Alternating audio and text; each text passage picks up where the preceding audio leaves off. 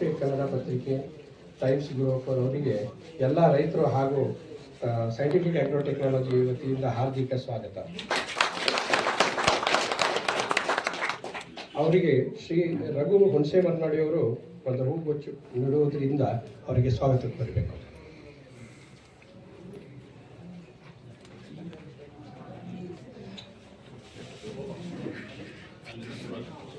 Sudarshan sir, actually ನಾವು ಅವ್ರ ಜೊತೆಯಲ್ಲಿ ಸುಮಾರು ಒಂದು 2-3 ವರ್ಷದಿಂದ 4 ವರ್ಷದಿಂದ ಪರಿಚಯವಿದ್ದೇವೆ. ಅವರು ಸಂಪಾದಕರಾಗಿದ್ದರೂ ಕೂಡ ಪ್ರತಿ ಹಳ್ಳಿಗೆ ಹೋಗಿ ರೈತರ ಜೊತೆಯಲ್ಲಿ ಸತತವಾಗಿ ಮೀಟಿಂಗ್ ಮಾಡ್ತಾ ಇರ್ತಾರೆ. ರೈತರು ಅನುಕೂಲಕ್ಕಾಗಿ ನಾನು ಮಾಡಿದ್ದು ಒಂದು ಯೂಟ್ಯೂಬ್ ಚಾನಲ್. ಇತ್ತೀಚೆಗೆ ಆ್ಯಕ್ಚುಲಿ ತಾವು ಆಲ್ಮೋಸ್ಟ್ 80% ಜನ ನಮ್ಮ ರೈತರು ಇದ್ದೀರಿ ಇಲ್ಲಿ. ಪ್ರತಿದಿನ ನಿಮಗೆ ಒಂದು ವಿಡಿಯೋಗಳು ಕಳಿಸ್ತಿದೆ ತೋಟದಿಂದ, ಬಟ್ ಅದಕ್ಕೆ ಒಂದು ರೂಪ ಇರಲಿಲ್ಲ. ಈ ಬರೋ ದಿನಗಳಲ್ಲಿ ವಾರಕ್ಕೊಮ್ಮೆ ಒಳ್ಳೆಯ ರೂಪ ಇದ್ದಿದ್ದು ಮತ್ತು ಟೆಕ್ನಿಕಲ್ ಆಗಿ ನಿಮಗೆ ಡೈರೆಕ್ಟ್ ಇನ್ಫಾರ್ಮೇಶನ್ ಸಿಗುವಂಥ ಒಂದು ಒಳ್ಳೆ ಯೂಟ್ಯೂಬ್ ಇನ್ಫಾರ್ಮೇಶನ್. ಯಾಕಂದರೆ ಏನಾಗಿದೆ, ಇತ್ತೀಚೆಗೆ ಮಾರ್ಕೆಟಲ್ಲಿ ತುಂಬ ಯೂಟ್ಯೂಬ್ಗಳು ಇದ್ದಾವೆ. ಟೆಕ್ನಿಕಲ್ ಮತ್ತು ಸೈಂಟಿಫಿಕ್ ರೂಪದಲ್ಲಿ ಬರೋ ಯೂಟ್ಯೂಬ್ಗಳು ನಮ್ಮ ಕಡೆಯಿಂದ ನಿಮಗೆಲ್ಲ ಸಿಗ್ಬೋದು ನಿಮಗೆ. ಸೊ ಈ ಯೂಟ್ಯೂಬ್ ಚಾನಲ್ ಹೊರತುರಿದ್ದು ಅದರ ಉದ್ಘಾಟನೆ ಆಗಮಿಸಿದ ನಮ್ಮ ಡಾಕ್ಟರ್ ಅಶೋಕ್ ಆಲೂರು ಅವರು, ಕುಲಪತಿ ಕೊಡಗು ವಿಶ್ವವಿದ್ಯಾಲಯ. ಅವರು ಇವತ್ತು 4 ಮೀಟಿಂಗ್ ಅಟೆಂಡ್ ಮಾಡ್ತಾ ಇದ್ದಾರೆ. ನಾನು ಅವ್ರಿಗೆ ಹೇಳಿದ್ದೆ ಬೆಳಗ್ಗೆ 9 ಗಂಟೆಗೆ ಬಂದು 10ವರೆಗೆ ಹೋಗಿ ಅಂತ ಹೇಳಿ. ನಾವು ಈಗ ತಡವಾಗಿ ಚಾಲೂ ಮಾಡಿದ್ದೇವೆ. ಸೊ ಸರ್ ಇಲ್ಲಿ ಬಂದಿದ್ದಕ್ಕೆ ಅವರಿಗೆ ಸ್ವಾಗತ ಕೋರ್ತೀನಿ. ಅವರಿಗೆ ಸ್ವಾಗತ ಕೋರಿದ್ರು ಶತ್ರು ಮಹಾದಾಸನಹಳ್ಳಿ ಅವರಿಗೆ ಹೂಗುಚ್ಚು ಕೊಟ್ಟು ಸ್ವಾಗತ ಕೋರಬೇಕು.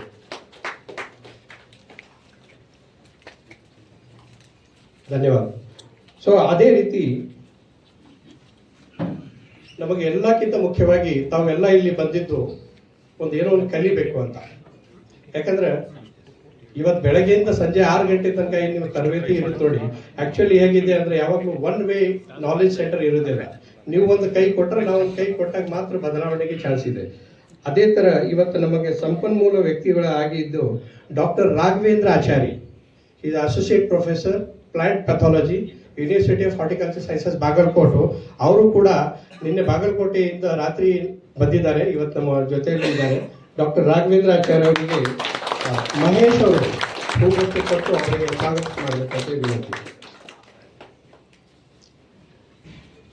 ಎಲ್ಲಕ್ಕಿಂತ ಇಂಪಾರ್ಟೆಂಟು ನಮ್ಮ ರೈತರಲ್ಲಿ ಒಬ್ಬ ಪ್ರಗತಿಪರ ರೈತರಾದ ಶ್ರೀ ನಂಜುಂಡೇಗೌಡರು. ಅವ್ರದ್ದು ಕೃಷಿಗೆ ಮತ್ತು ನಮ್ಮ ದೇಶಕ್ಕೆ ಸುಮಾರು ಅಪಾರ ಕೊಡುಗೆ ಇದೆ. ಅವರು ಕೃಷಿ ನೋಡಿದಾಗೆ ನಾವು ಯಾವುದು ಜಾಬು ಬೇಡ, ಯಾವುದು ಕೆಲಸನೂ ಬೇಡ ಅಂತ ಅನಿಸ್ತದೆ. ಅಷ್ಟು ಚೆನ್ನಾಗಿ ಅವ್ರದ್ದು ಕೃಷಿ ಇದೆ. ಮೊದಲನೇ ವರ್ಷ 30 kg ತೆಗೆದಿದ್ದು ದಾಳಿಂಬೆ ಮೊದಲನೇ ವರ್ಷದಲ್ಲಿ, ಇವತ್ತು 2ನೇ ವರ್ಷದಲ್ಲಿ 50ರಿಂದ 60 kg ದಾಳಿಂಬೆ ಅವರು ಕೊಯ್ಲಾಗ್ತಾರೆ ಸೆಪ್ಟೆಂಬರ್ ಅಕ್ಟೋಬರಲ್ಲಿ. ನಾವು ಏನಾರ ಕಲಿಬೇಕಂದ್ರೆ ಅವ್ರ ಕಡೆಯಿಂದ ಕಲಿಬೇಕಾಗಿದೆ. ಸೊ ಆ ಪ್ರಗತಿಪರ ರೈತರಿಗೆ ನಮ್ಮವರು ಒಬ್ಬರು ಪ್ರಗತಿಪರ ರೈತರಾದ ಶ್ರೀ ಮುನೇಗೌಡ ಅವರು, ಅವರಿಗೆ ಒಂದು ಹೂಗುಚ್ಚ ಕೊಟ್ಟು ಸ್ವಾಗತ ಮಾಡಬೇಕು. ತರಬೇತಿ ಕಾರ್ಯಕ್ರಮ ಹಮ್ಮಿಕೊಳ್ಳಲು ಸಹಾಯ ಮಾಡಿದ್ದು ಎಲ್ಲ ಪ್ರಾಯೋಜಕರು ವಾಲಾಗ್ರೋ ಕಂಪನಿ ಇರ್ಬೋದು, ಎಂಡೋಫೆಲ್ ಇರ್ಬೋದು, ಕೊಂಡೋಡೀಸ್ ಇರ್ಬೋದು, ಮತ್ತು ನಮ್ಮದು 2-3 ದಿನ ವೀರೇಶ್ವರ, ಸಿರಿಸುಗ್ಗಿ. ಎಲ್ಲ ಪ್ರೋಗ್ರಾಮ್ ಸಕ್ಸಸ್ಫುಲ್ ಆಗಬೇಕಾದ್ರೆ ನಮಗೆಲ್ಲ ಬೆಳೆಗಾರರು. ಸೊ ಹಾಗಾಗಿ ತಮ್ಮೆಲ್ಲರಿಗೆ ಇವತ್ತು ಸ್ವಾಗತ ಮಾಡ್ತಾ, ಇವತ್ತಿಂದ ನಾವು ಪ್ರೋಗ್ರಾಮು ನಮ್ಮ ದೀಪ ಜ್ಯೋತಿಯಲ್ಲಿ ಉದ್ಘಾಟನೆ ಮಾಡಬೇಕಂತೇಳಿ ಶ್ರೀ ಸುದರ್ಶನ್ ಅವರಿಗೆ ಮನವಿ ಮಾಡ್ತೀನಿ. Sudarshan sir, Ashok sir.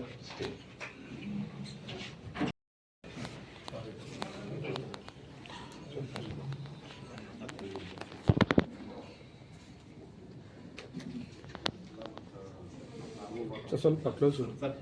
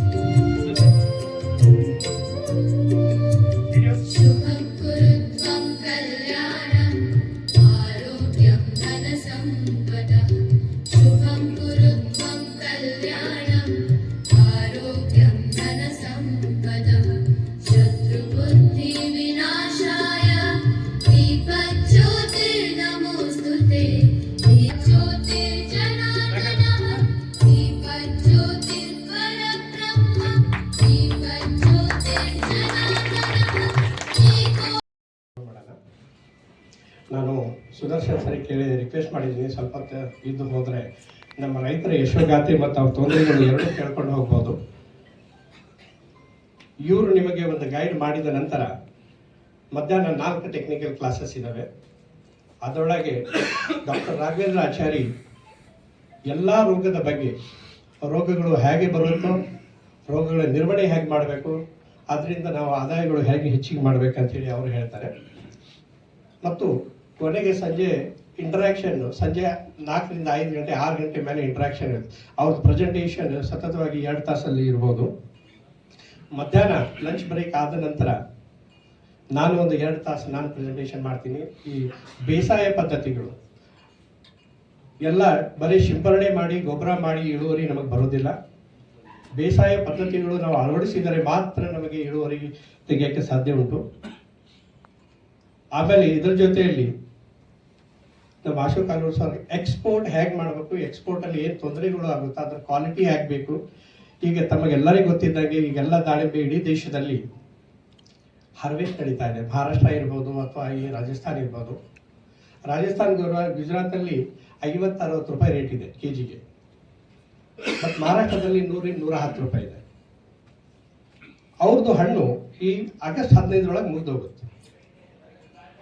But ನಮ್ಮ ಬೆಂಗಳೂರು ಸುತ್ತಮುತ್ತ ಕರ್ನಾಟಕದ ಈ ಬಾರ್ಡರ್ಗಳು ಏನಿದಾವೆ, ಮೊಳಕಾಲ್ಚೂರು, ಅಣ್ಣನ್ಪುರ, ತುಮಕೂರು ಎಲ್ಲ, ಅವ್ರದ್ದು ಬೆಳೆ ಬರೋದು ನಮಗೆ ಕರೆಕ್ಟಾಗಿ ಸೆಪ್ಟೆಂಬರ್ 15ರಿಂದ ನವೆಂಬರ್ 15 ತನಕ. ಇದು ಪೀಕ್ ಪೀರಿಯಡ್. ಈ ಟೈಮಲ್ಲಿ ಇಡೀ ದೇಶದಲ್ಲಿ ಎಲ್ಲಿ ಹಣ್ಣು ಬರೋದಿಲ್ಲ.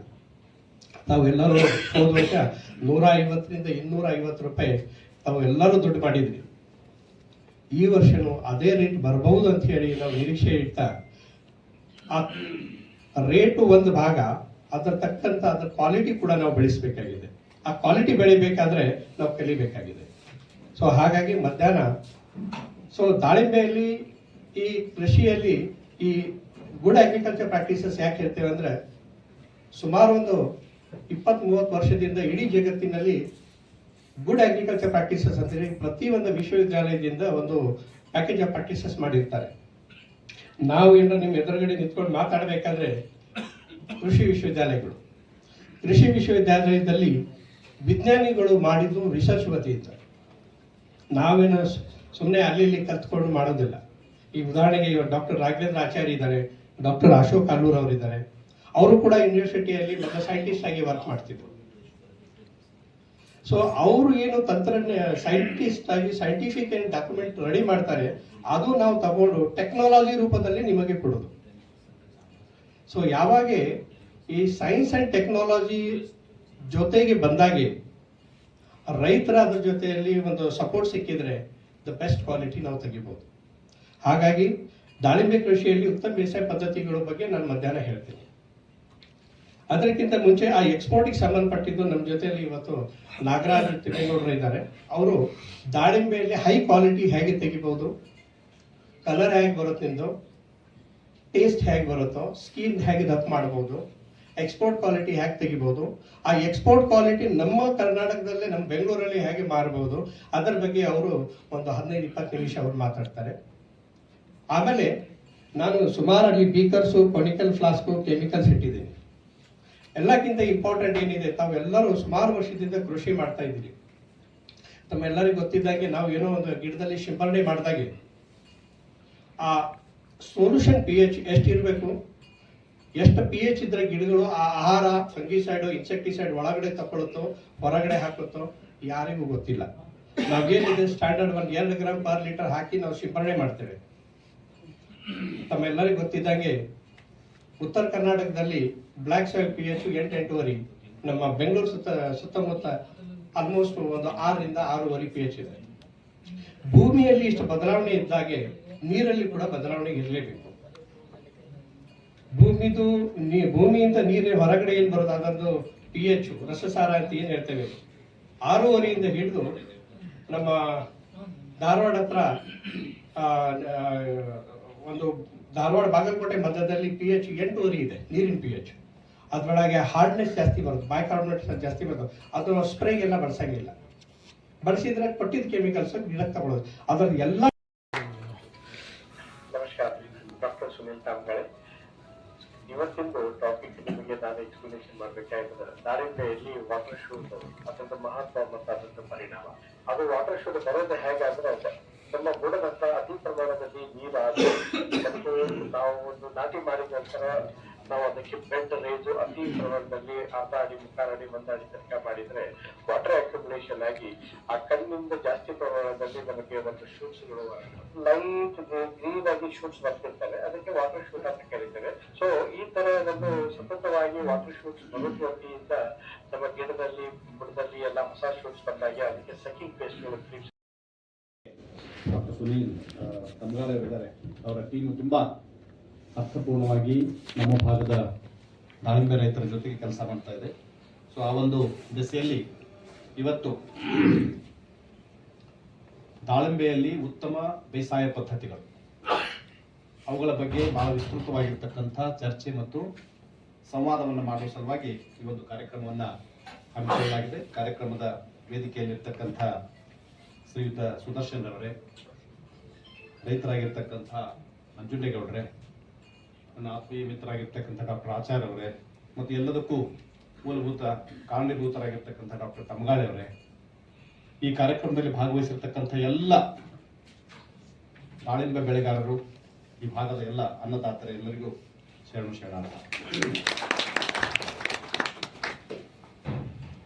ತಮಗೆಲ್ಲ ಗೊತ್ತಿರೋ ಹಾಗೆ ದಾಳಿಂಬೆ ಬಹಳ ಅತಿ ಪ್ರಾಮುಖ್ಯತೆಯನ್ನ ಹೊಂದಿರತಕ್ಕಂಥ ಒಂದು ಬೆಳೆ ಅಂತ ಹೇಳಿದ್ರೆ ಬಹುಶಃ ತಪ್ಪಾಗಲಿಕ್ಕೆ.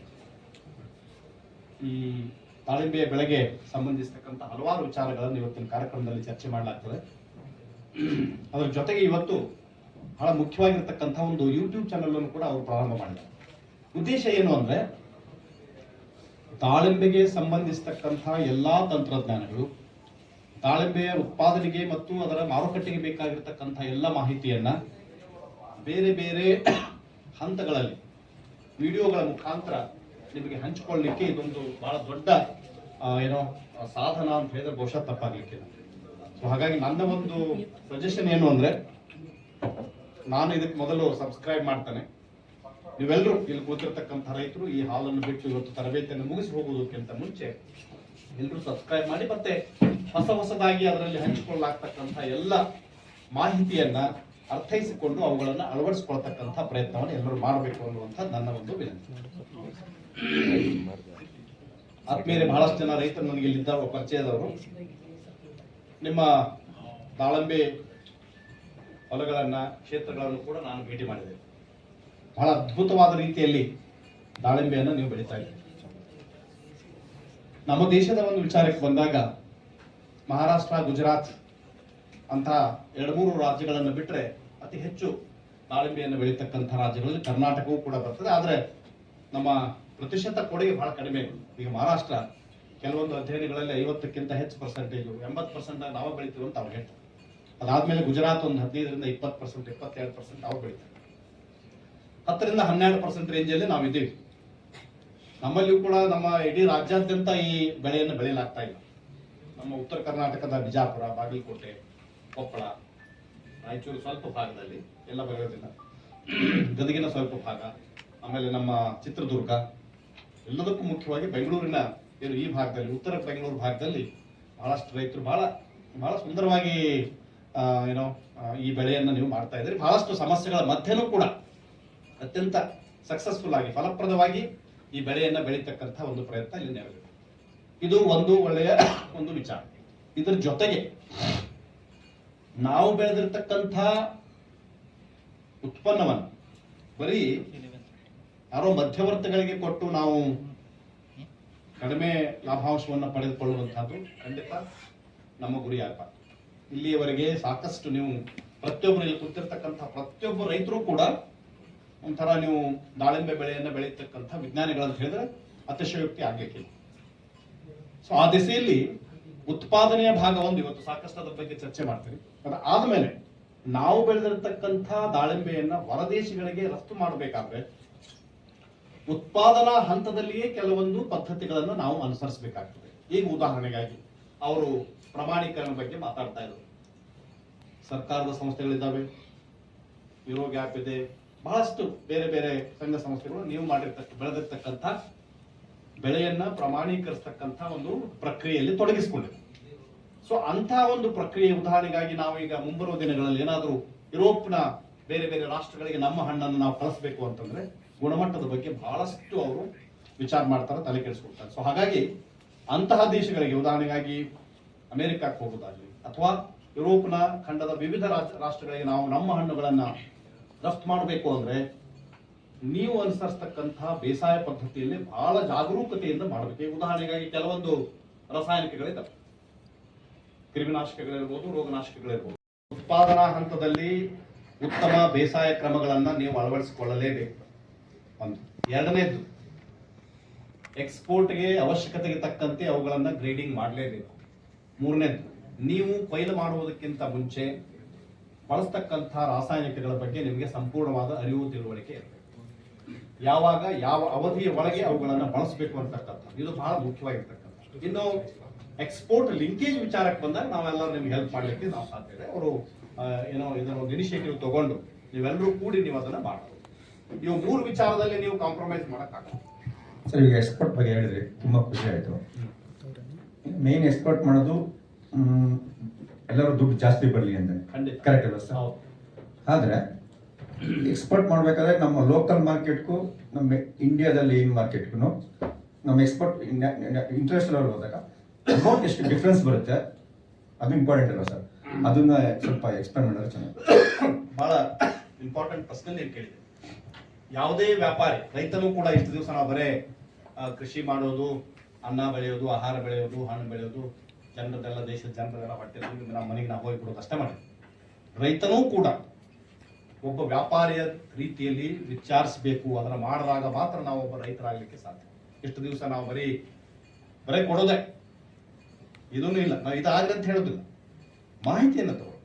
ಈಗ ಒಂದು ಪ್ರಶ್ನೆ ಕೇಳಿದ್ರು, ಯಾವುದೇ ಒಂದು ವ್ಯವಹಾರವನ್ನು ನಾವು ಮಾಡುವಾಗ, ಕೃಷಿ ಇರ್ಬೋದು, ಯಾವುದೇ ವ್ಯವಹಾರ ಇರ್ಬೋದು, ನಾನು ರುಟೀನ್ ಆಗಿ ಮಾಡ್ತಕ್ಕಂಥ ವ್ಯವಹಾರವನ್ನ ಹೊರತುಪಡಿಸಿ ಹೊಸ ವ್ಯವಹಾರಕ್ಕೆ ನಾನು ಕೈ ಹಾಕ್ತಾ ಇದ್ದೀನಿ ಅಂತಂದ್ರೆ ಸದ್ಯಕ್ಕೆ ನನಗೆ ಸಿಗ್ತಕ್ಕಂಥ ಲಾಭಾಂಶಕ್ಕಿಂತ ಅಲ್ಲಿ ಹೆಚ್ಚಿಗೆ ಲಾಭಾಂಶ ಬಂದ್ರೆ ಮಾತ್ರ ನಾನು ಮಾಡಿ. ಈಗ ಇಷ್ಟೇ ಪರ್ಸೆಂಟ್ ನೀವು ಎಕ್ಸ್ಪೋರ್ಟ್ ಮಾಡಿದಾಗ ಸಿಗುತ್ತೆ ಅಂತಕ್ಕಂಥದ್ದನ್ನು ಹೇಳಿಕೆ ಕಷ್ಟ ಸಾಧ್ಯ. ಯಾಕಂತಂದ್ರೆ ಪ್ರತಿ ವರ್ಷ ನಿಮ್ಮ ಗುಣಮಟ್ಟದ ಮೇಲೆ ಬೇರೆ ರಫ್ತು ಮಾಡತಕ್ಕಂಥ ರಾಷ್ಟ್ರಗಳಲ್ಲಿ ಉತ್ಪನ್ನ ಆಗತಕ್ಕಂಥ ಹಣ್ಣುಗಳ ಪ್ರಮಾಣದ ಮೇಲೆ ಮತ್ತೆ ನಮ್ಮ ದೇಶದಲ್ಲಿ ಒಮ್ಮೊಮ್ಮೆ ಬ್ಯಾನ್ ಹಾಕಿಬಿಡ್ತಾರೆ, ಎಕ್ಸ್ಪೋರ್ಟ್ ಮಾಡ್ಲಿಕ್ಕೆ ಬ್ಯಾನ್ ಮಾಡ್ತಾರೆ. ಇಂಥ ಎಲ್ಲ ಪಾಲಿಸಿಗಳ ಮೇಲೆ ಡಿಪೆಂಡ್ ಇರುತ್ತೆ. ಅದರ ಜೊತೆಗೆ ಗುಣಮಟ್ಟ, ಎಲ್ಲಿ ಉತ್ತಮ ಗುಣಮಟ್ಟ, ಉತ್ತಮ ಗಾತ್ರ ಮತ್ತು ಉತ್ತಮ ತೂಕ ಇವು ಇದಾವೆ, ಖಂಡಿತ ಅವರಿಗೆ 3-4 ಪಟ್ಟು ಇದನ್ನ ಏನೋ ಬೆಲೆಯನ್ನ ಪಡೀಲಿಕ್ಕೆ ಸಾಧ್ಯ ಆಗ್ತದೆ. ಸ್ವಲ್ಪ ನಮಗೆ ಈ ಟ್ರಾನ್ಸ್ಪೋರ್ಟ್ ಮಾಡೋದಾಗ್ಲಿ, ಫೆಸಿಲಿಟಿಗಳನ್ನು ಕ್ರಿಯೇಟ್ ಮಾಡೋದಾಗ್ಲಿ ಒಂದೇ ವರ್ಷಕ್ಕೆ ನಾವೆಲ್ಲ ಮಾಡೋಕ್ಕಾಗಲ್ಲ. ನಿಮಗೂ ಕೂಡ 4-6 ವರ್ಷ ಬೇಕಾಗ್ತದೆ. ಬಟ್ ಪ್ರಾರಂಭ ಮಾಡ್ಬೇಕು. ನಮಗೆ ಗೊತ್ತಿರತಕ್ಕಂಥ ಒಳ್ಳೆಯ ಎಕ್ಸ್ಪೋರ್ಟ್ಸ್ ಅನ್ನು ಹಿಡ್ಕೊಂಡು ನಾವು ಅದನ್ನ ಈ ವರ್ಷದಿಂದ ನಮ್ಮ ರೈತರು ಎಲ್ಲೆಲ್ಲಿ ಹೋಗಿ ಯಾರ್ಯಾರಿಗೆ ಹೋಗ್ಬಿಟ್ಟು ಈ ಮಧ್ಯವರ್ತಿಗಳಿಗೆ ಹಣ್ಣುಗಳನ್ನ ಮಾರಬಾರ್ದು ಅನ್ನುವಂಥದ್ದು ಪ್ರಥಮ ಉದ್ದೇಶ.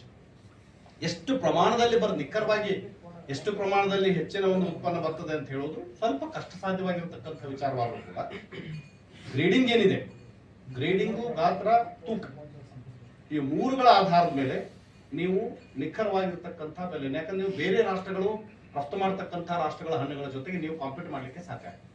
ಇದರಲ್ಲಿ ಏನಾದರೂ ಕಾಂಪ್ರಮೈಸ್ ಆಗಿದ್ರೆ ಖಂಡಿತ ನಮಗೆ ಆ ಮಾರ್ಕೆಟ್ನಲ್ಲಿ ಕೊನೆ ಹಂತದಲ್ಲಿ ನಾವು ಬೇಡಿಕೆ ಬರ್ತದೆ. ಸೊ ಹಾಗಾಗಿ ನಾನು ಬಹಳ ಸಾರಿ ನೋಡಿದ್ದೀನಿ. ಈಗ ನಮ್ಮ UAE ಮಾರ್ಕೆಟ್ ಅಲ್ಲಿ ನಾವೆಲ್ಲ ಇಂಡಿಯನ್ ಪೊಮೊಗ್ರಾನೇಟ್ಸ್ ಇರ್ತವೆ. ಈಗ ಇರಾನ್ದವ್ರು ಬಂದು ಅಲ್ಲಿ ಲಗ್ಗೆ ಹಾಕಿದ್ದಾರೆ. ಹಾಗಾಗಿ ನೀವು ಅಮೆರಿಕ ಮತ್ತು ಯುರೋಪಿಗೆ ನೀವು ಒಂದು ಕಳಿಸ್ಬೇಕು ಅಂದ್ರೆ ಆ ಹಣ್ಣುಗಳ ಗಾತ್ರ ಎಲ್ಲದರ ಜೊತೆಗೆ ಅವ್ರು ಟೆಸ್ಟ್ ಮಾಡ್ತಾರೆ, ರೆಸಿಡ್ಯೂ ಟೆಸ್ಟ್ ಮಾಡ್ತಾರೆ, ನಿಮ್ಮ ಸರ್ಟಿಫಿಕೇಶನ್ ನೋಡ್ತಾರೆ, ಕ್ರಾಸ್ ಚೆಕ್ ಮಾಡ್ತಾರೆ. ಅವನ್ನೆಲ್ಲ ಮಾಡಿ ನೀವು ಕ್ವಾಲಿಫೈ ಆದ್ರೆ ಮಾತ್ರ ಇಂಪೋರ್ಟ್ ಮಾಡ್ತಾರೆ, ನಿಮ್ಗೆ ಕಂಟೈನರ್ ವಾಪಸ್ ಕಳಿಸ್ತಾರೆ. ಸೊ ನನ್ನ ಸಜೆಷನ್ ಏನು ಅಂದ್ರೆ ಪ್ರಥಮ ವರ್ಷದಲ್ಲಿ ಇದೇ ವರ್ಷ ನಾನು ಅಮೆರಿಕಕ್ಕೆ ಮಾಡ್ತೇನೆ, ಯುರೋಪಕ್ಕೆ ಮಾಡ್ತೇನೆ ಅಂತಕ್ಕಂಥ ಹುಚ್ಚು ನಮ್ಮ ತಲೆಯಲ್ಲಿ ಹಾಕೊಳ್ಳೋದು ಬೇಡ, ಸಾಧ್ಯ ಇಲ್ಲ ನಮಗೆ. ಅದ್ರ ಬಿಡೋಣ. ಅದನ್ನು ಹೊರತುಪಡಿಸಿ ನಾವೇನು ಬೆಳೀತಕ್ಕಂಥ ಉತ್ಪನ್ನಗಳನ್ನ ಏನು ನಮ್ಮ ಇದು ಇದೆ, ಏನು ಯುನೈಟೆಡ್ ಮಿಡ್ಲ್ ಈಸ್ಟ್ ಇದೆ, we will start with middle East, ಮಧ್ಯಪ್ರಾಚ್ಯ ರಾಷ್ಟ್ರಗಳಿಗೆ ನಾವು ಹಣ್ಣುಗಳನ್ನು ಈ ವರ್ಷದಿಂದ ಎಕ್ಸ್ಪೋರ್ಟ್ ಮಾಡುವಂತ ಪ್ರಯತ್ನ ಮಾಡೋಣ. ನಾನು ಹೇಳ್ತೀನಿ, ಖಂಡಿತ ನಿಮ್ಮ ಕ್ವಾಲಿಟಿ ಮತ್ತು ಗ್ರೇಡ್ ತೂಕದ ಆಧಾರದ ಮೇಲೆ ನಾವು ನಮ್ಮ ಮಾರುಕಟ್ಟೆಗಳಲ್ಲಿ, ದೇಶೀಯ ಮಾರುಕಟ್ಟೆಗಳಲ್ಲೇ ಮಾರಾಟ ಮಾಡಿದ್ರೆ ಸಿಗ್ತಕ್ಕಂಥ ಬೆಲೆಗಿಂತ ದುಪ್ಪಟ್ಟು ಬೆಲೆಯನ್ನು ಪಡೀಲಿಕ್ಕೆ ಎಕ್ಸ್ಪೋರ್ಟ್ನಲ್ಲಿ ಖಂಡಿತ ಖಂಡಿತ ಖಂಡಿತ ಸಾಧ್ಯ.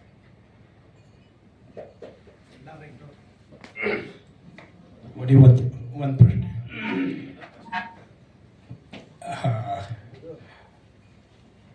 ನಮ್ಮ ನೀವು ಸುಮಾರು ಕಂಟ್ರಿಗಳು ಓಡಾಡಿದ್ರಿ ಸರ್, ಎಲ್ಲ ಕಡೆ ದಾಳಿಂಬೆ ನೋಡಿದಿರಿ.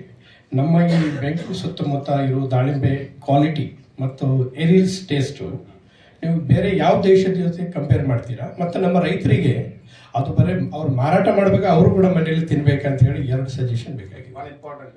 ಈಗ ನಾನು ಎಲ್ಲಿ ಹೋದಲ್ಲಿ ಕೂಡ ದಾಳಿಂಬೆ ಹಣ್ಣು ತಿಂತೀನಿ, ಇಲ್ಲ ದಾಳಿಂಬೆ ಹಣ್ಣು ಜ್ಯೂಸ್ ಕುಡಿತೀನಿ. ನಾನು ಬಿಡೋದು ಸುಮಾರು 60-65 ದೇಶಗಳನ್ನು ಸುತ್ತಾಡಿದ್ದೀನಿ ನಾನು. ಎಲ್ಲೆಲ್ಲಿ ಸಿಗ್ತದೆ, ಈ ಉದಾಹರಣೆಗಾಗಿ ಇಸ್ರೇಲ್ದಲ್ಲಿ ಭಾಳ ಸರಿ ಹೋಗಿ ನಾನು. ಇಸ್ರೇಲ್ನಲ್ಲಿ ಇರ್ತಕ್ಕಂಥ ದಾಳಿಂಬೆ ನಮಗಿಂತ ದೊಡ್ಡ ಸೈಜ್ ನೋಡಿ. ಮತ್ತು ಜ್ಯೂಸ್ ಎಕ್ಸ್ಟ್ರಾಕ್ಟ್ ಮಾಡಲಿಕ್ಕೆ ಎಷ್ಟು ಸುಂದರವಾಗಿರ್ತಕ್ಕಂಥ ತಂತ್ರಜ್ಞಾನಗಳು ನಾನೆಲ್ಲ ನಮ್ಮಲ್ಲಿ ನೋಡಿಲ್ಲ. ಏನು ಒಳಗೆ ಬೀಜ ಒತ್ತುದಿಲ್ಲ, ಅದು ಆ ಒಂದು ಫ್ರೂಟ್ ಅಲ್ಲಿ ಇಟ್ಟು ಹಿಂಗೆ ಮಾಡಿಬಿಟ್ರೆ ಬರೀ ಜ್ಯೂಸ್ ಅಷ್ಟೇ ಹೊರ ಬರ್ತದೆ, ಬೀಜ ಇರ್ತದೆ. ಅಂದ್ರೆ ನಮ್ಮಲ್ಲಿ ಏನಾಗುತ್ತೆ, ಜ್ಯೂಸು ಒಗರಾಕೆ. ಯಾಕಂದ್ರೆ ಇವ ಬೀಜಾನು ಎಲ್ಲ ಮಿಕ್ಸ್ ಆಗಿ ಹಾಕಿ ಅದನ್ನ ಮಾಡಿ ರೆಡಿ ಮಾಡಿ ತೆಗೆದ್ಬಿಟ್ಟ. ಅಲ್ಲಿ ಹಂಗಿಲ್ಲ, ಒಗರದ್ದು ಒಳ್ಳೇದು, ಆರೋಗ್ಯಕ್ಕೆ ಒಳ್ಳೇದೇ. ಯಾಕಂದ್ರೆ ಆ ಬೀಜದಲ್ಲಿ ಇರ್ತಕ್ಕಂಥ ಔಷಧಿ ಗುಣಗಳು ಬಹಳ ಪ್ರಚಂಡವಾಗಿರ್ತಕ್ಕಂಥ ಗುಣಗಳು. ಆದ್ರೆ ಅದನ್ನ ಮಕ್ಕಳು ವೃದ್ಧರು ಲೈಕ್ ಮಾಡೋದಿಲ್ಲ. ಸೊ ಹಾಗಾಗಿ ಹಣ್ಣುಗಳ ಗಾತ್ರದ ವಿಚಾರಕ್ಕೆ ಬಂದಾಗ ಎಲ್ಲಿ ಹೆಚ್ಚು ಬಿಸಿಲು ಮತ್ತೆ ಈ ಕೆಂಪು ಮಣ್ಣುಗಳು ಎಲ್ಲೆಲ್ಲಿ ಜಾಸ್ತಿ ಇದ್ದಾವೆ ಅಂದ್ರೆ ಮುಖ್ಯವಾಗಿ ಅದರಲ್ಲಿ ಆಕ್ಸೈಡ್ಸ್, ಐರನ್ ಆಕ್ಸೈಡ್ಸ್ ಅವೆಲ್ಲ ಹೆಚ್ಚಿಗಿರ್ತವೆ. ಅವು ಆರೋಗ್ಯಕ್ಕೂ ಒಳ್ಳೆಯವು ಮತ್ತು ಗುಣಮಟ್ಟವನ್ನು ಸುಧಾರಿಸಲಿಕ್ಕೆ ಆ ಮಣ್ಣು ಬಹಳ ಮುಖ್ಯವಾಗಿರ್ತಕ್ಕಂಥ ಪಾತ್ರ ವಹಿಸ್ತದೆ. ಸೊ ಹಾಗಾಗಿ ಮಧ್ಯಪ್ರಾಚ್ಯದ ರಾಷ್ಟ್ರಗಳಲ್ಲಿ ಬೆಳೀತಿದ್ರೆ ಇರಾನು ಮತ್ತು ಇಸ್ರೇಲ್ದಲ್ಲಿ ಬೆಳೀತಕ್ಕಂಥ ಹಣ್ಣುಗಳು ಬಹಳ ಅತಿ ಉತ್ತಮವಾಗಿರ್ತಕ್ಕಂಥ ಹಣ್ಣುಗಳು. ಇವು ಕಂಪೇರ್ ಮಾಡಿದ್ರೆ ಯುರೋಪಲ್ಲಿ ನಾನು ಹಣ್ಣು ತಿಂತಿದ್ದೇನೆ, ಅವ್ರು ಬೆಳೆದಿರ್ತಕ್ಕಂಥ ಹಣ್ಣುಗಳನ್ನು ನೋಡಿದ್ದೀನಿ ನಾನು. ಆದರೆ ನೀವು ಬೆಳೀತಕ್ಕಂಥ ಹಣ್ಣುಗಳನ್ನು ನೋಡಿದ್ದೀನಿ, ತಿಂದಿದ್ದೀನಿ, ಗಾತ್ರ ನೋಡಿದ್ದೀನಿ, ಎಲ್ಲ ನೋಡಿದ್ದೀನಿ ನಾನು. ಸೊ ನಾನು ಅದನ್ನು ಹೇಳಿದೆ ನಿಮ್ಗೆ ಹೇಳುವಾಗ, ಯಾವುದೇ ವಿಧದಲ್ಲಿ ನೀವು ಅಲ್ಲಿ ಕಡಿಮೆ ಇಲ್ಲ. ಒಂದೇ ಒಂದು ವಿಚಾರವನ್ನು ನಾವು ಹೆಚ್ಚು ಗಮನ ಹರಿಸಬೇಕಾಗಿದ್ದೇನೆಂದ್ರೆ ಗುಣಮಟ್ಟ, ಕೊನೆಯ ಹಂತದ ಸಿಂಪರಣೆ, ಅದನ್ನು ನಾವು ಮಾಡಬೇಕು. ಮತ್ತೆಲ್ಲ ಬರೀ ಮಂದಿಗೆ ನಾವು ಲಾಸ್ಟ್ ಗ್ರೇಡ್ ತಿನ್ನೋದಂತ. ಲಾಸ್ಟ್ ಗ್ರೇಡ್ನಲ್ಲಿ ಹಣ್ಣುಗಳು ಗುಣಮಟ್ಟ ಏನು ಅಲ್ಲಿ ಕಾಂಪ್ರಮೈಸ್ ಆಗಿರಂಗಿಲ್ಲ. ಗಾತ್ರದಲ್ಲಿ ಹಿಂದೆ ಮುಂದೆ ಆಗಿರ್ತದೆ. ಏನೋ ಒಂದು ಸ್ವಲ್ಪ ಗಿಡದ ಮುಳು ಚುಚ್ಚು, ಅದರ ಮೇಲೆ ಕಲೆ ಚುಕ್ಕೆ ಬಂದಿರ್ತದೆ ಹೊರತು ಗುಣಮಟ್ಟದಲ್ಲಿ ಏನು ಅಂಥ ದೊಡ್ಡ ಇದು ಇರೋದಿಲ್ಲ. ಬಾಳಸ್ಕರಿ ನಾವು ನೋಡಿದಾಗ ಕೇಳ್ತಾರೆ ಜನ, ಎಲ್ಲ ಚಲೋ ನಾವು ಬೆಳೆದು ಮತ್ತೊಬ್ಬರಿಗೆ ಕೊಟ್ಟು ನಾವು ಸುಮಾರು ತಿನ್ನಂತೀರೇನು ಸರ್ ನೀವಂತ. ಖಂಡಿತ ನಾನು ಹೇಳೋದಿಲ್ಲ, ನೀವು ಮಕ್ಕಳು. ಯಾಕಂದ್ರೆ 3 ಬಹಳ ಡಿವೈನ್ ಫ್ರೂಟ್ಸ್, ಡಿವೈನ್ ಕ್ರಾಪ್ಸ್ ಅಂತ ಹೇಳ್ತೀವಿ, ದೈವಿ ಬೆಳೆಗಳು. ಒಂದು ದಾಳಿಂಬ, 2ನೇದ್ದು ನೆಲ್ಲಿ, 3ನೇದ್ದು ನುಗ್ಗಿ. ಇವುಗಳಿಗೆ ದೈವಿ ಬೆಳೆಗಳು, ಡಿವೈನ್ ಕ್ರಾಪ್ಸ್ ಅಂತ ಹೇಳ್ತಾರೆ, ದೇವರಿದ್ದಂಗೆ ಇವು ಅಂತ. ಯಾವ ವ್ಯಕ್ತಿ ಇವುಗಳನ್ನ ನಿರಂತರವಾಗಿ ಬಳಸ್ತಾನೆ, ನಿರಂತರವಾಗಿ ತಿಂತಾನೆ, ಅವನು ರೋಗ ಮುಕ್ತನಾಗಿರ್ತಾನೆ. ಇದಕ್ಕೆ ವೈಜ್ಞಾನಿಕವಾಗಿರ್ತಕ್ಕಂಥ ಹಲವಾರು ತರಹದ ವಿಚಾರಗಳು ಕೂಡ ಇದೆ. ಸೊ ಹಾಗಾಗಿ ನಾವು ನಮ್ಮ ಮಕ್ಕಳು, ನಮ್ಮ ಮನೆಯಲ್ಲಿರ್ತಕ್ಕಂಥ ವಯೋವೃದ್ಧರು, ಸಣ್ಣ ಮಕ್ಕಳು, ಹೆಣ್ಣು ಮಕ್ಕಳು, ಹಾಲೂಡುವ ತಾಯಂದಿರು, ಅವರಿಗೆ ಅತಿ ಹೆಚ್ಚಿನ ಪ್ರಮಾಣದಲ್ಲಿ ಯಾವ ಸೀಸನ್ನಲ್ಲಿ ಹಣ್ಣು ಸಿಗ್ತದೆ ಅದನ್ನ ನೀವು ತಿನ್ನಿಸಲೇಬೇಕು. ಸೊ ಹಾಗಾಗಿ ನಮ್ಮ ಕುಟುಂಬದ ಆರೋಗ್ಯ ಅದು ಕೂಡ ಬಹಳ ಮುಖ್ಯ. ಬಂದದ್ದನ್ನು ಬರೀ ಮಾರಾಟ ಮಾಡಿ ರೊಕ್ಕ ತಗೊಂಡು ಬ್ಯಾಂಕಲ್ಲಿ ಇಡೋದ್ರಲ್ಲಿ ಏನು ಅವಶ್ಯಕತೆ ಇಲ್ಲ. ಹಣ್ಣು ತಿಂದು ನಮಗೆ ಹೆಚ್ಚಾಗಿದ್ದನ್ನು ನಾವು ಮಾರಾಟ ಮಾಡೋಣ. ಎಷ್ಟು ತಿನ್ನಕ್ಕೆ ಸಾಧ್ಯ ನಾವು ನಮ್ಮ ಫ್ಯಾಮಿಲಿಗೆ, ಭಾಳ ನಮ್ಮ ಬೀಗರಿಗೆ, ಗೆಳೆಯರಿಗೆ ಒಂದಿಷ್ಟು ಕೊಡ್ತೀವಿ, ಉಳಿದೆಲ್ಲ ಮಾರಾಟ ಮಾಡ್ಲೇಬೇಕಲ್ಲ. 2 ರಿಂದ 2.5-3 ತಿಂಗಳು ಇರ್ತದೆ ನಿಮ್ಮ ಹೊಲದಲ್ಲಿ ಜಮೀನು. ಯಾವಾಗಿಂದ ಶುರು ಆಕತ್ತೆ ಹಣ್ಣು ಅವತ್ತು ಕಂಪಲ್ಸರಿ ನೀವು ಬ್ರೇಕ್ಫಾಸ್ಟಿಗೆ ಮಕ್ಕಳಿಗೆ ಎಲ್ಲ ಊಟ ಬಿಡಿಸಿ ಬಂದ್ ಮಾಡಿಬಿಡಿ. ಎಲ್ಲ ದೋಸೆ, ಇಡ್ಲಿ ಇವನ್ನೆಲ್ಲ ಬಂದ್ ಮಾಡಿ ಹಣ್ಣು ತಿಂದ್ರೆ ಹೋಗ್ರತ್ತೆ. ನಾನು ಬರೀ ಹಣ್ಣು ತಿಂದು ಹೋಗ್ತೀನಿ ಬೆಳಗ್ಗೆ. ಹಣ್ಣು 3-4 ಥರದ ಬೇರೆ ಬೇರೆ ಹಣ್ಣುಗಳು ಫ್ರೆಶ್. ಮತ್ತೆ ಎಲ್ಲರ ಆಪಲ್ ತಿನ್ನೋದಿಲ್ಲ. ಆಪಲ್ ಅಂದ್ರೆ ಎಲ್ಲ ಸ್ಟೋರೇಜ್ ಮಾಡಿ ತೊಗೊಂಡು ಬಂದಿರ್ತಾರೆ, ಒಳಗೆ ಹಿಟ್ಟಿಟ್ಟಾಗಿರ್ತದೆ ನೋಡ್ರಿಲ್ಲ ನೀವು, ತಿನ್ನೋದಿಲ್ಲ. ಸೊ ಹಾಗಾಗಿ ನಮ್ಮ ಮಕ್ಕಳು, ಮುಖ್ಯವಾಗಿ ಸಣ್ಣ ಮಕ್ಕಳು, ವೃದ್ಧರು, ಅವರಿಗೆ ನೀವು ಈ ಹಣ್ಣುಗಳನ್ನು ತಿನ್ನಿಸ್ಬೇಕು. ಬಹಳ ಏನು ಇಂಥ ಆರೋಗ್ಯದ ಗುಣಗಳಿದಾವೆ ಅಂತಂದ್ರೆ ಬಹುಶಃ ಅದನ್ನು ಹೇಳಿದ್ರೆ ಒಂದು ದಿವಸ ಅದರ ಆರೋಗ್ಯದ ಗುಣಗಳ ಬಗ್ಗೆನೇ ಹೇಳ್ಬೋದು. ಸೊ ಅದು ಕೂಡ ಬಹಳ ಮುಖ್ಯವಾಗಿರ್ತಕ್ಕಂಥ ವಿಚಾರ.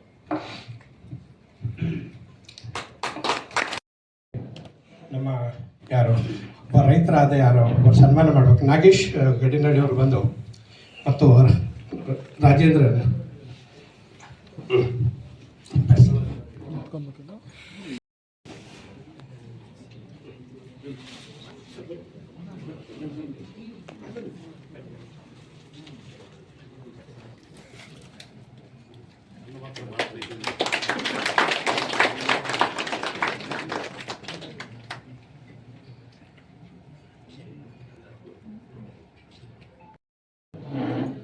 ಅನ್ನದಾತ ಸುಖೀಭವ. ದೇಶದ ಬೆನ್ನೆಲುಬು ನಮ್ಮ ರೈತರು. ಆ ಬೆನ್ನೆಲುಬಿಗೆ ಶಕ್ತಿ ತುಂಬುವಂಥ ಕೆಲಸವನ್ನು ಪ್ರತಿಯೊಬ್ಬರು ಕೂಡ ಮಾಡಬೇಕು.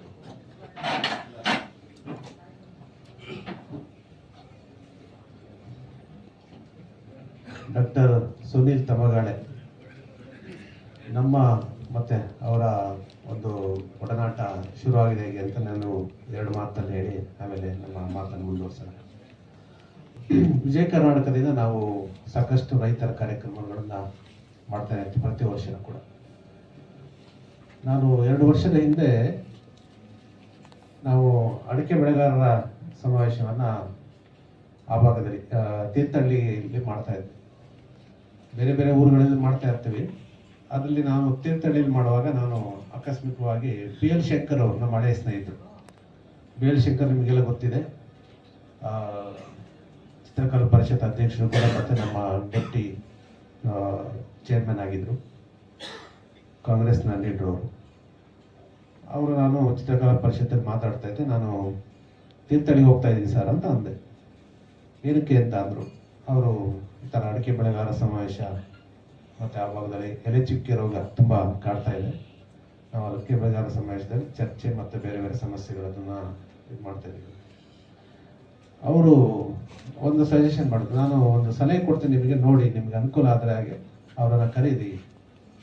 ಡಾಕ್ಟರ್ ಸುನೀಲ್ ತಮಗಾಡೆ ಅಂತ ಒಬ್ಬರು ಇದ್ದಾರೆ, ತುಂಬ ಎಕ್ಸ್ಪರ್ಟ್ ಇದ್ದಾರೆ, ರೈತರ ಜೊತೆ ತುಂಬ ಒಡನಾಟ ಇದೆ ಮತ್ತು ಅವ್ರ ಫೀಲ್ಡಲ್ಲಿ ಕೆಲಸ ಮಾಡ್ತಾರೆ. ನೀವು ಅವ್ರು ಕರೆದ್ರೆ ಆ ಭಾಗದ ರೈತರಿಗೂ ಹೆಲ್ಪ್ ಆಗ್ಬೋದು. ಯಾಕೆಂದರೆ ಅವರು ಬಿ ಎಲ್ ಶಂಕರ್ ಅವರು ಚಿಕ್ಕಮಗಳೂರು, ಅವ್ರದ್ದು ಕಾಫಿ ತೋಟ ಇದೆ, ಕಾಫಿ ಮೆಣಸು ಏಲಕ್ಕಿ ಏನಾದ್ರು ಬೆಳೀತಾ ಇದ್ದಾರೆ, ತೋಟನೂ ನೋಡ್ಕೊಳ್ತಾರೆ. ಅವ್ರ ತೋಟದ ಬಗ್ಗೆ ತುಂಬ ಅಭಿಮಾನ, ಅವರಿಗೆ ಪ್ರೀತಿ.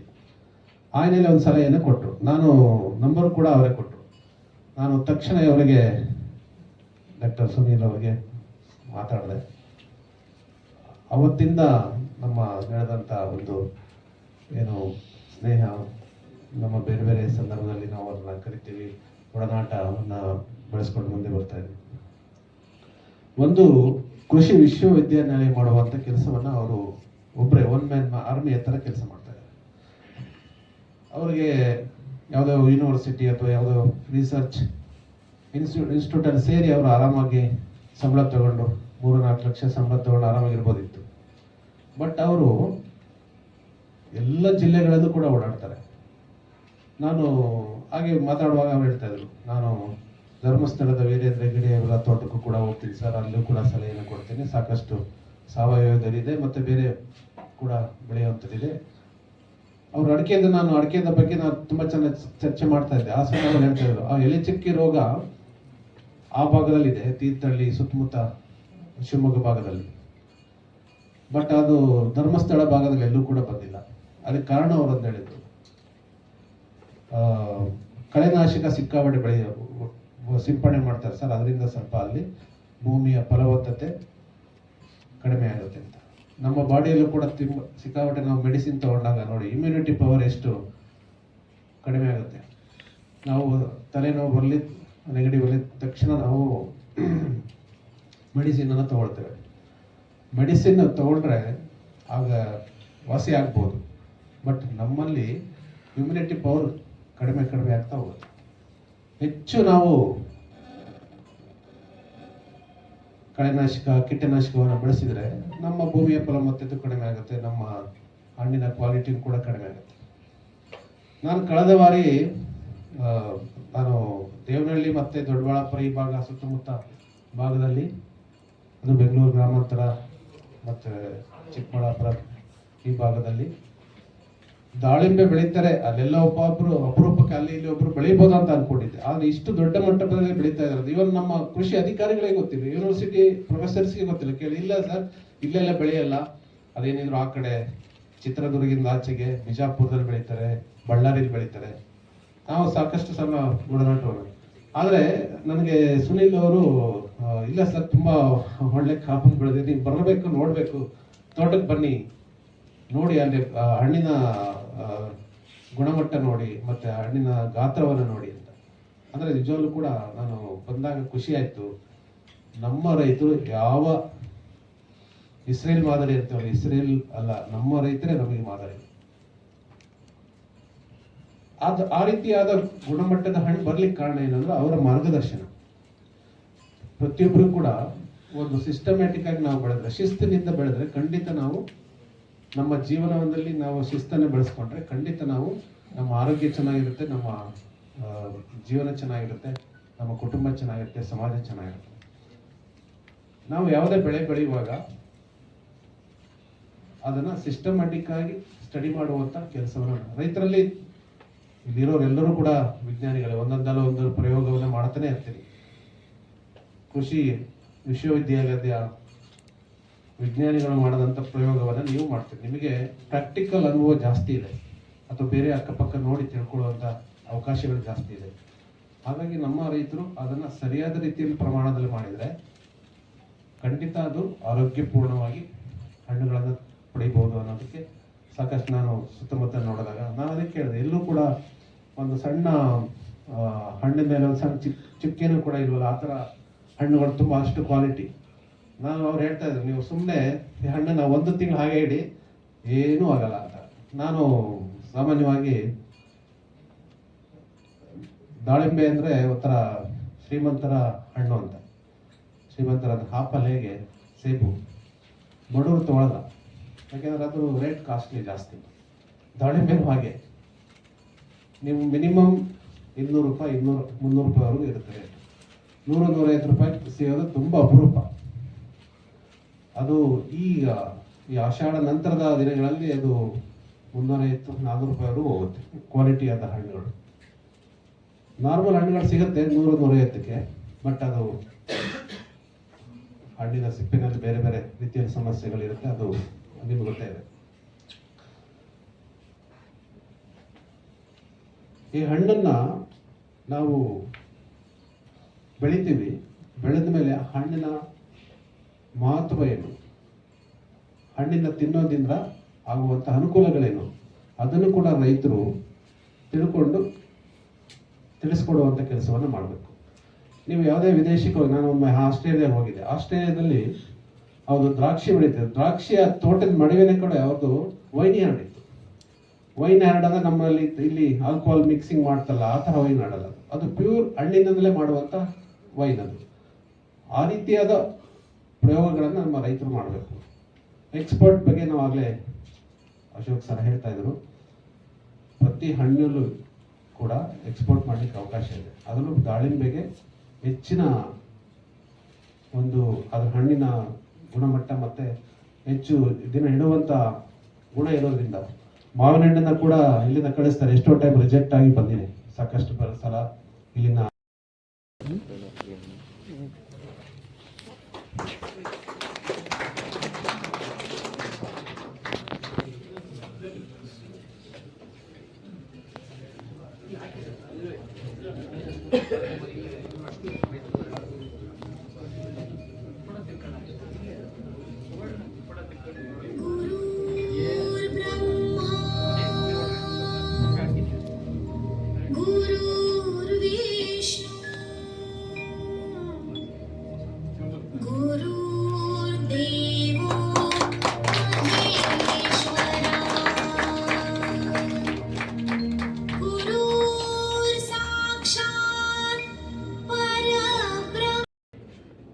ಆ್ಯಕ್ಚುಲಿ ಇದು ಅಪೇಕ್ಷೆ ಇರಲಿಲ್ಲ,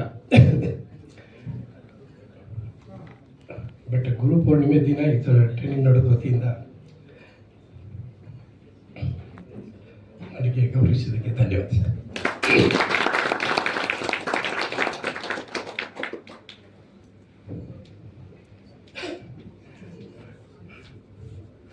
ರೈತ ಮಿತ್ರರೇ,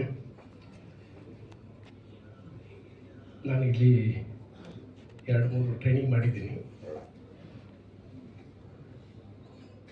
ಮೇನ್ ಐಡಿಯಾ ಏನಿದೆ ಅಂದರೆ, ನನಗೆ ಗೊತ್ತಿದ್ದು ನಾವು ನಿಮಗೆ ಹೇಳಬೇಕು. ಆಗಲೇ ಸರ್ ಹೇಳಿದರು, ನಾನು ಇಡೀ ದೇಶ ತಿರುಗ್ತಾ ಇರ್ತೀನಿ. ಹೌದು, ಲಾಸ್ಟ್ 25 ಇಯರ್ಸಿಂದ ನಾವು ತಿರುಗ್ತಾನೆ ಇದ್ದೇವೆ. ನಮ್ಮ ತಂದೆ ತಾಯಿ ನಮಗೆ ಒಳ್ಳೆ ಶಿಕ್ಷಣ ಕೊಟ್ಟರು. ಬಟ್ ನಾವು ಜಾಸ್ತಿ ಕಲ್ತಿದ್ದು ಎಲ್ಲ ನಿಮ್ಮ ಕಡೆಯಿಂದ. ಆ್ಯಕ್ಚುಲಿ ಯಾರು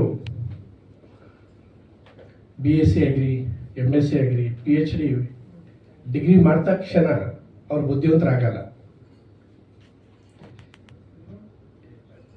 ಲಾಸ್ಟು 2006ರಿಂದ ನಾನು ಈ ದಾಳಿಂಬೆ ಕ್ಷೇತ್ರದಲ್ಲಿ ಕೆಲಸ ಮಾಡ್ತಾ. ಅದಕ್ಕಿಂತ ಮುಂಚೆ ನಾನು ಕಾಫಿ ಮತ್ತು ಬ್ಲ್ಯಾಕ್ ಪೇಪರಲ್ಲಿ ಇದ್ದೇವೆ.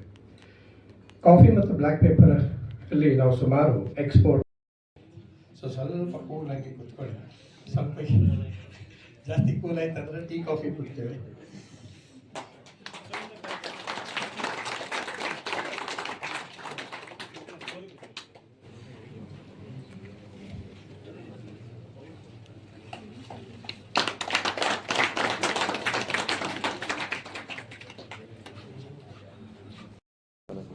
ಕ್ವಶನ್ ಮತ್ತು ಆನ್ಸರು ಸರ್ದ್ ಆದ ನಂತರ ಒಂದು ಲಂಚ್ ಇರುತ್ತೆ. ಲಂಚ್ ಆದ ನಂತರ ನಂದು ಪ್ರೆಸೆಂಟೇಷನ್ ಮತ್ತು ಕ್ವಾಲಿಟಿ ಹೇಗೆ ಇಂಪ್ರೂವ್ ಮಾಡಬೇಕಂತ ಹೇಳಿ ನಾಗರಾಜ್ ತಿಪ್ಪೇಸ್ವಾಮಿಯವರು ಇದ್ದಾರೆ, ಅವರು ಮಾತಾಡ್ತಾರೆ. ಮತ್ತು ಡೆಮೋ ಇದೆ. ನಿಮ್ಮದು ಪ್ರಶ್ನಾವಳಿ ಲಾಸ್ಟಿಗೆ ಇರುತ್ತೆ, ಕ್ವಶನ್ ಆನ್ಸರ್. ಸೊ ಹಾಗಾಗಿ ದಯವಿಟ್ಟು ಎಲ್ಲರೂ ಸಂಜೆ ಮೆಸೇಜ್ ಆಗಿ ಮನೆಗೆ 6 ಗಂಟೆ ಮೇಲೆ ಮನೆಗೆ ಇಲ್ಲಿ ಬಿಡ್ತೇವೆ ಅಂತ ಹೇಳಿ ಮೆಸೇಜ್ ಹಾಕಿ ಇವತ್ತು. So thank you very much. I present here doctor Raghavendra Acharya.